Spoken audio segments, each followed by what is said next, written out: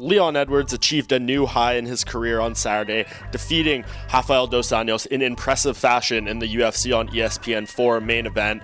Leon Edwards now on an 8-fight winning streak in the welterweight division, a very, very impressive feat no matter the weight class, and particularly impressive in one of the deepest and most competitive divisions in the sport, 170 pounds, and this guy only has big things ahead of him. I think even after the wins over Cowboy Cerrone and Gunnar Nelson, there was some doubts about Leon Edwards, how good he really was. Well, 5 rounds in the octagon with Rafael Dos Anos, who is no pushover for anyone, really proved how good this guy is, and it's just bigger things from him going forward. I think there is 2 very obvious matchups for Leon Edwards at this point. The title shot, I don't think he's going to get. There's just too many other names in this division at this point that seem like they have the lead on him in that effort, but I think the call out of Jorge Masvidal was the perfect one. You absolutely have to book that fight if the UFC decides not to give Jorge Masvidal a title shot. I think right now we're just waiting on that upcoming main event between Robbie Lawler and Colby Covington. I think if someone does something really impressive there, perhaps they get the next shot at Kamaru Usman. If not, I could see them giving it to Masvidal. And I think